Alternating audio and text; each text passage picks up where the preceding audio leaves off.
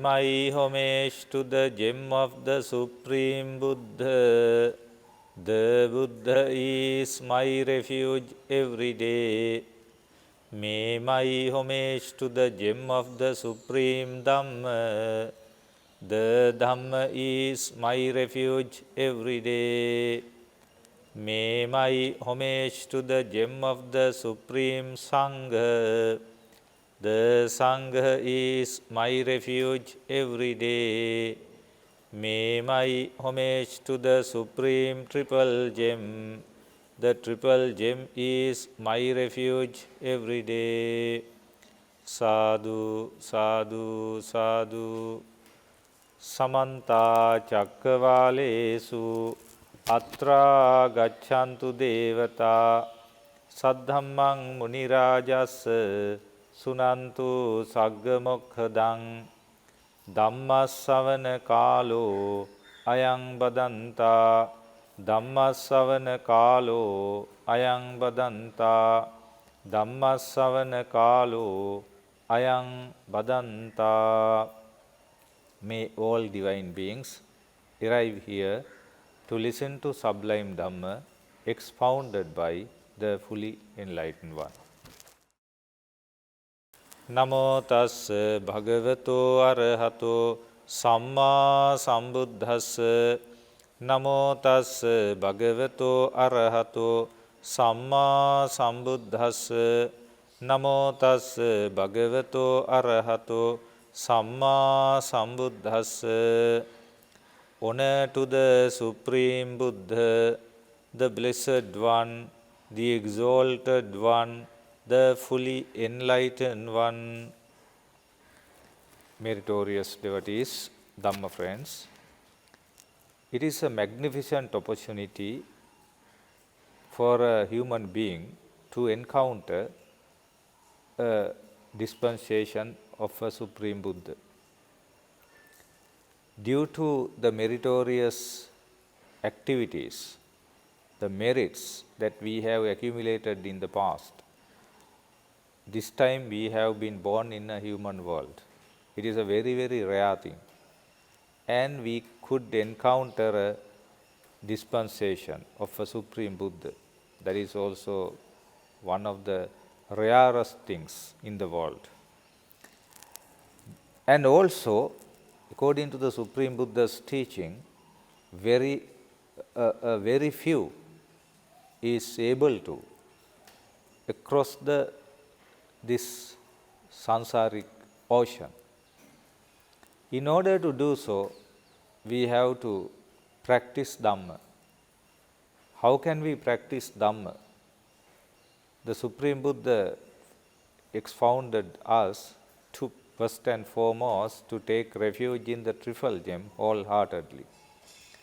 Then we have to especially be mindful and we have to cultivate good qualities and we have to develop our mind in order to understand the reality of the world. The reality in the world is generally based on three signata: anicca, impermanence, dukkha, suffering, and soullessness or unsubstantiality, anatta. Now this can be taken into account in terms of the faculties, ayatana, aggregates, skandha, and elements, dhatu. Today I would like to explicate to you in relation to faculties regarding these three signata. Meritorious devotees, Dhamma friends, there are so many discourses expounded by the fully enlightened one which are discernible in Sanyutta Nikaya, 4th section, Salayatana Sanyutta, which have been preserved by Arahat Mahakassapa Thero and the retinue of bhikkhus for thousands of years. And we have to respect to Venerable Mahakassapa Thero and the retinue of the monks the Mahasangha, who preserved this sublime Dhamma for thousands and thousands of years. That's why we got these numerous discourses in relation to the faculties expounded by the fully enlightened one. Meritorious devotees, there Buddha explicate these faculties are impermanent. Now, for example, I is impermanent and forms are impermanent and I consciousness is impermanent and eye contact is impermanent and the feelings generated from eye contact is impermanent. That means chakku. Chakkum bhikkave anicca. Rupa anicca. Chakku viññānaṁ anicca. Chakku sampasso anicco. Yampidan chakku sampassa paccaya uppajjati vedayitan sukhaṁ va dukkhaṁ va adukkama sukhaṁ va tampi anicca. So all these things related to I are impermanent. If something is impermanent, that is suffering. Yada niccāṁ tan dukkhaṁ.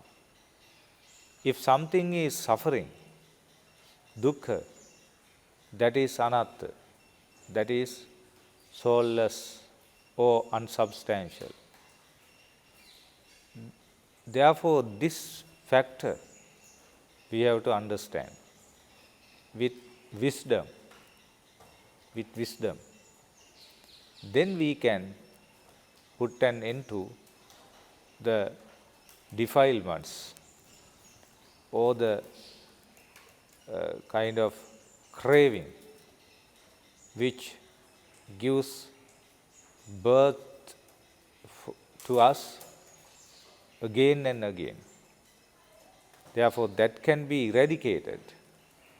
All the defilements can be eradicated if we understand properly about these faculties in that particular way. There are various ways that Buddha has expounded us to look at these faculties. On one discourse, Supreme Buddha explicates to us to look at the faculties in another way. If you accept I happily, that means you accept suffering. That means if you abhinandati, what is called, if you accept it happily, accept the I, abhinanda discourse. Yo chakkung abhinandati, dukkhaṁ abhinandati. If one accepts I happily, he accepts suffering. If one accepts suffering happily, one cannot escape from suffering. So that is the vision given there, the teaching expounded by the Buddha. Yo chakkung abhinandati, dukkhaṁ abhinandati. Yo dukkhaṁ abhinandati, aparimutto so dukkasmati vadāmi. So if one accepts I, one accepts suffering. If one accepts suffering happily, one cannot escape from suffering. And that is applicable to ear also. If one accepts ear happily, that means he accepts what is called suffering. If he or she accepts suffering happily, or one accepts happily suffering, one cannot escape from suffering. In this way, there is another way of explaining about these faculties. In the Abhinanda discourse, Buddha expounds that eye, ear, nose, tongue, body and mind, if one accepts these things pleasingly, happily, that means one accepts suffering. So, if one accepts suffering happily or pleasingly, one cannot escape from suffering. On the other hand, on the contrary, opposite to it, Buddha says, if one rejects I, nabhinandati, that means one rejects suffering. If one rejects suffering, that means one can escape from suffering. So, eye, ear, nose, tongue, body, mind, all these things are, if one rejects them, nabhinandati, that means one does not accept them happily. That means one does not accept suffering. If one does not accept suffering happily, one can escape from suffering. This is the theory. But the worldling,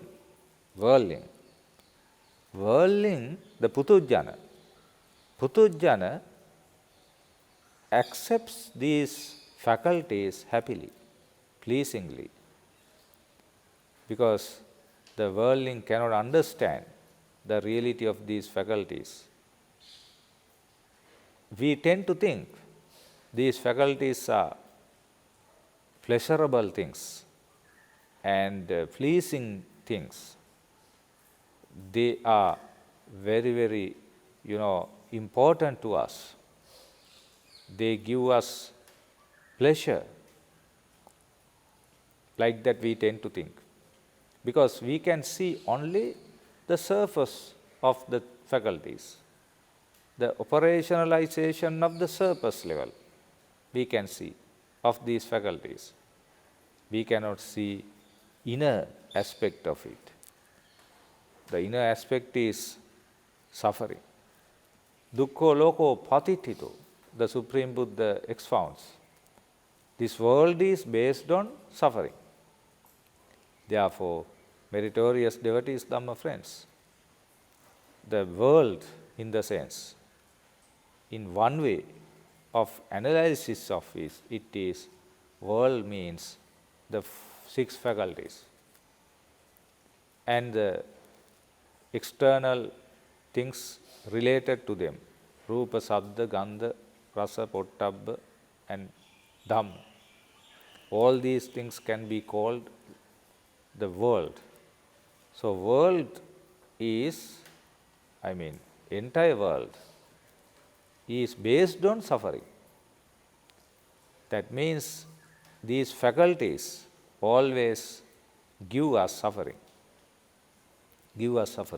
But we cannot understand it because we just use these faculties in order to gratify, for the gratification and for mere happiness, worldly happiness.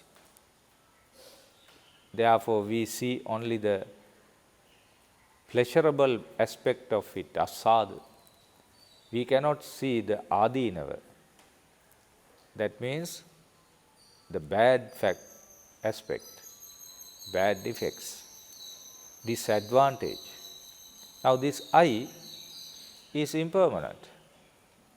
This eye, the eyesight may become poor. The ear is impermanent. One day we cannot hear sounds properly using this ear. This nose, now we can smell things properly, but one day nose doesn't work. And tongue also doesn't work. Now we can taste various tastes, but one day this tongue doesn't work. Body become weak. We cannot walk. We cannot stand up properly. We cannot sit properly. We cannot bend our body properly. We cannot bend our knees properly. We cannot bend our limbs properly. One day we have to face these situations, but at the very beginning and when we are young, when our body is very, very strong, we cannot think in that way. We always think positively, the positive aspect of it. What is seen is positive, but the negative is not seen. One day negativity comes into operationalization, then we have to suffer. So what is meant by jati? What is meant by jati is birth of eye, birth of ear, birth of nose, birth of tongue, birth of body, birth of mind. This is what is meant by jati. So jati pi dukkha, the birth is suffering, means the birth of an eye is suffering, birth of an ear is suffering, birth of a nose is suffering, birth of a tongue is suffering, birth of this body is suffering, birth of the mind is suffering. Now when we analyze it, according to the Supreme Buddha's teachings, we can understand this. Therefore, acceptance of these 6 faculties means acceptance of suffering. Rejection of these 6 faculties means rejection of suffering. But we have no capacity to do it. Why we do not have that capacity? We have no real understanding about these faculties. Because we have some kind of understanding, these faculties are supportive to us. They are supporting us. They help us. But we don't understand these faculties helping us to be born again and again in the samsara and for suffering. We don't understand that factor. We tend to think these faculties are helpful for us to lead a successful life. No, Dhamma friends. These faculties always support us to go in the samsara. Because using these faculties, what we have done so far, hitherto, if you look at it properly, you can understand. You have done bad things, wrong things. You have done good things for a shorter period of time. Always these faculties are lured with lust, lured with hatred, lured with ignorance. When one does some action lured with lust, hatred and delusion, then that particular person accumulates demerits, not merits. He or she does unwholesome activities, not wholesome activities. Therefore, cannot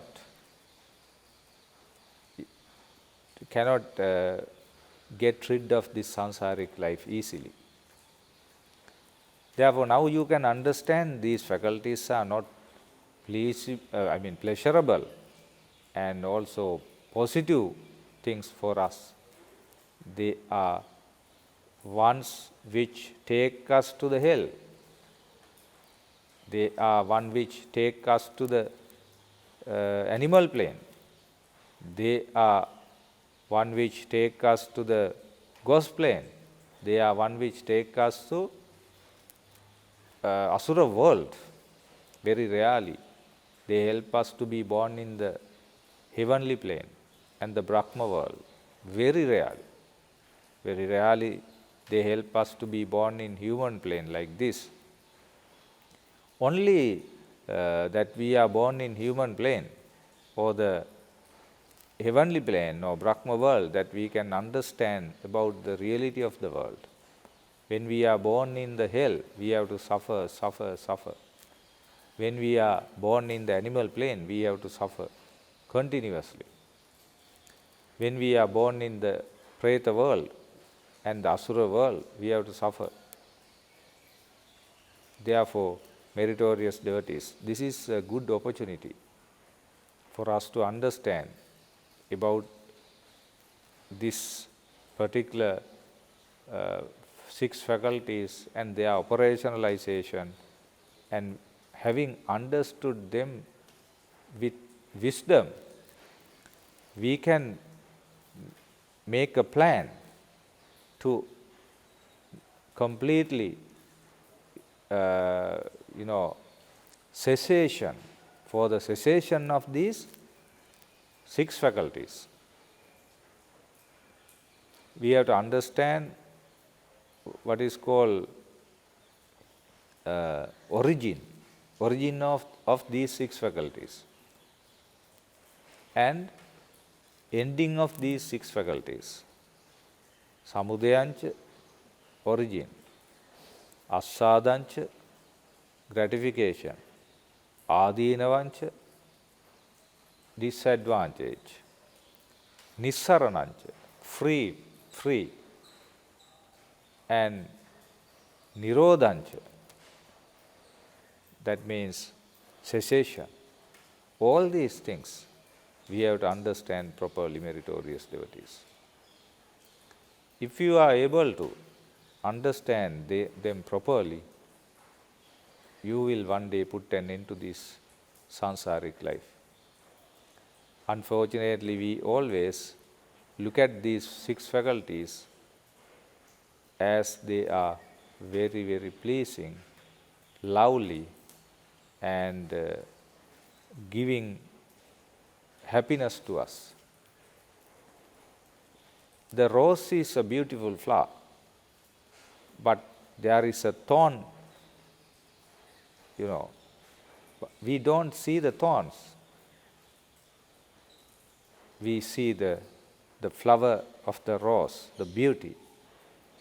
In the same way, eye is something pleasing, ear is something pleasing, nose is something pleasing, tongue is something pleasing, body is something pleasing, mind is something pleasing.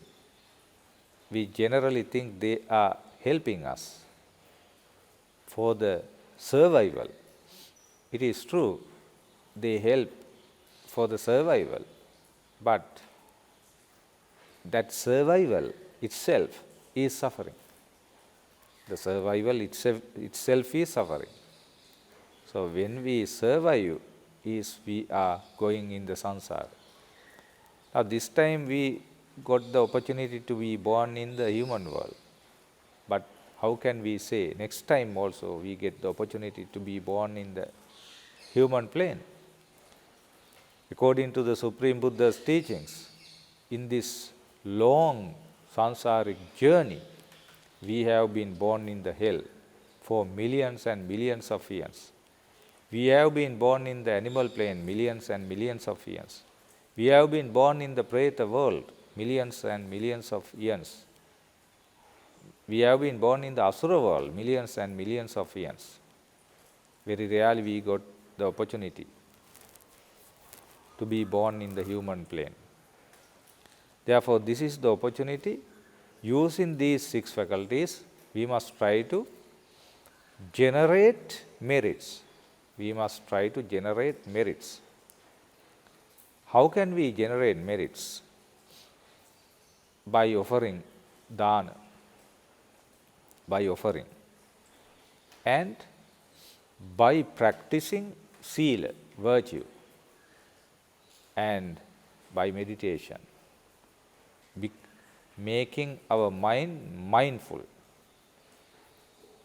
Therefore, in terms of the meditation, if we actually meditate on these six faculties in relation to impermanence, suffering, and soullessness, we can get a good understanding about this life, and we can understand that these faculties are actually, these faculties should be seized. We have to strive to seize these six faculties. If we are going to practice for the ceasing of or the cessation of these 6 faculties, then our problem is over.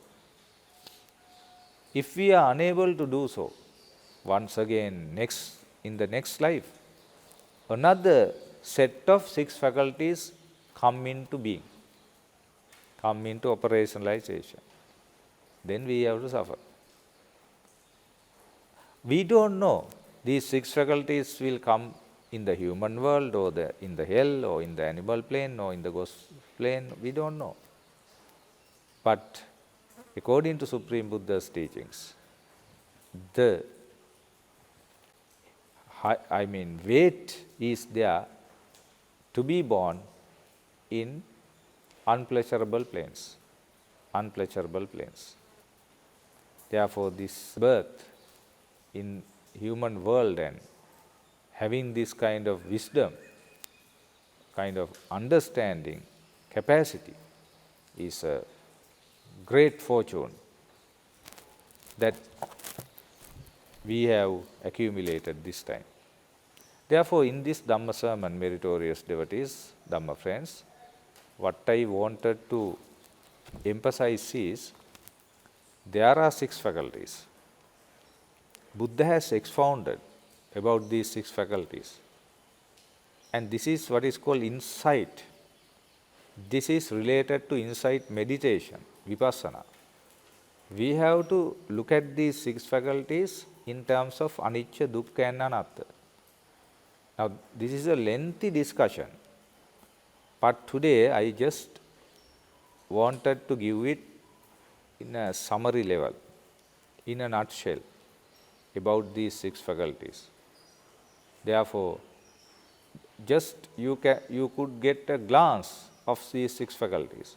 If you want to get much idea about this, what is called these 6 faculties, what you have to do is you have to read Sanyutta Nikaya, the 4th section, Salayatana Sanyutta. Therefore, meritorious devotees, Dhamma friends, we must strive to understand the adinava, disadvantage of these 6 faculties and try to free from these 6 faculties.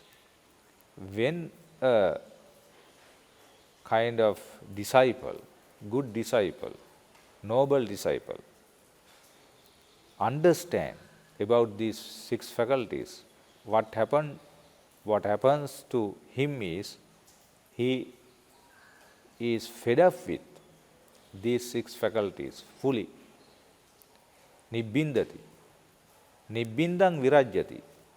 When he is fed up, he is what is called disentangled from these 6 faculties. Disentangled. When he is disentangled, he is free. He is free from these 6 faculties. Then he understands that he became free from these 6 faculties. Then kina jati, birth is ended. Vusitam brahmacharya, celibacy is spent, finished. Khatang karaniyam, he has done everything to be done for the attainment of Nibbana. Naparang ittattayati pajanati, once again, I may not be born in this world. So, that understanding comes into being. That means the noble disciple attains Nibbana.